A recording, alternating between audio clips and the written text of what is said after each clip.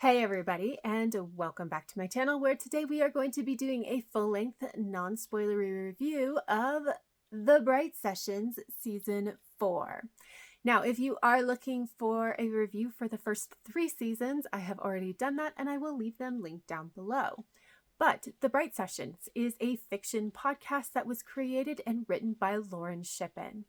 There are 16 episodes in season 4, and the vast majority of those episodes are between 25 and 40 minutes long, which is a lot longer than what we've had previously. But the premise of this podcast is that we are following a therapist by the name of Dr. Bright, and we are actually listening to a number of her therapy sessions, and it becomes very obvious very quickly that her patients are not your average patient, that in fact many of them, if not all of them, have superpowers, and Dr. Bright is actively trying to help them recognize what is going on and get a handle on those powers so that maybe they can lead a somewhat normal life. And the story goes from there. So we are going to move right into talking about the plot. And season 4 is different from the previous season in that there isn't really an overarching plot line to this. Like, a lot of what we're doing in this season is just wrapping up a number of the loose threads that we had from previous seasons. This is the last season of the main podcast, so that does make sense. But again, we don't have that cohesiveness of having an overarching plot. We could have maybe had a more cohesive overarching plot, because there were a couple points where I think it could have been a little bit more climactic, but there was a lack of buildup to those points. And so it felt more like, again, we were just wrapping up this thread as part of the whole of wrapping up all these threads. And so really, because of that, this season felt much more like the afterword and resolution from the climactic point of season 3, which happened in the very last episode. And so we are now dealing with the aftermath. We're doing a lot of the resolution kind of stuff. Now, because we didn't have this overarching storyline, this season was missing a lot of the story elements that tend to pull a listener along from episode to episode. Not to say it's not interesting what's going on. It was, but it was more interesting because I was invested in the characters, not because I felt a drive to find out what's going to happen next in the plot. And I will say that we spent so much time wrapping stuff up, but I still felt like there were a number of major unanswered questions at the end of this series. Now, I will say that some of these unanswered questions feel very much real life, realistic. We wouldn't necessarily get answers to those questions in a real life setting, but it feels unsatisfying from a story perspective. I know I'm listening to a story, and so it feels unsatisfying to me.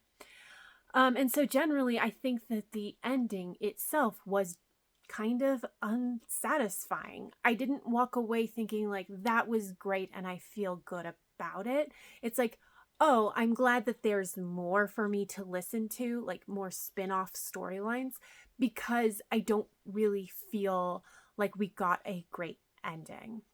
And I will say that this is a really long season for just wrapping everything up. It's 16 episodes, and many of those episodes are on average longer than the episodes we had previously. And I could kind of see why it needed to be so long. There was a lot that we needed to kind of work through, and it wasn't necessarily going to be quick or easy. But it did feel too long because, again, it was 16 episodes for resolution, which just felt like too much. And so overall, I just kind of felt generally meh about the plot. It was interesting, but not compelling. So moving into the characters, I do believe we don't have any new characters out of this season, although I could be wrong. maybe Rose was added this season. I don't quite remember when she made her first appearance. But either way, we're not adding a ton of new characters, which makes sense because, again, we're wrapping up this podcast. I will say, as a side note from like more sound design side of things, I sometimes got Rose, who was voiced by Alana Fox, mixed up with Sam, who's voiced by Lauren Shippen. So there's these two different characters. The voice actors sound very, very similar. And I think that maybe there could have been done more with like sound design to differentiate them further, especially because these were characters who were sometimes in the same settings but have very, very different roles, and I would just find it a little confusing until I was able to pinpoint who was actually talking. Just as a side note. But overall, I think the acting in this has finally hit its stride.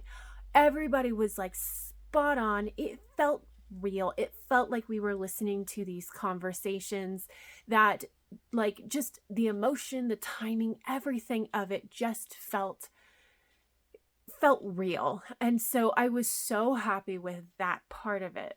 However, I will say that like the plot lines, like our character arcs ended in ways that there were still sometimes questions and weren't ultimately satisfying, even though it was kind of frequently like realistic places to leave the characters. And I didn't always necessarily agree with the direction that these characters went in. And so again, we're back to like, it was interesting, but I didn't really find it to be satisfying. So yeah, like I think that it could have been written a little bit different, but it was okay. So overall, again, I found this season to be very interesting because I was invested in these characters, but ultimately I didn't find this to be a satisfying end to this main like storyline for this podcast. Again, I'm glad there's more because I'm definitely going to listen to it, and I think we'll, hopefully get more of these questions answered. But like, I really kind of wish that this main storyline was a little bit more self-contained, a little bit ending on a slightly different ways.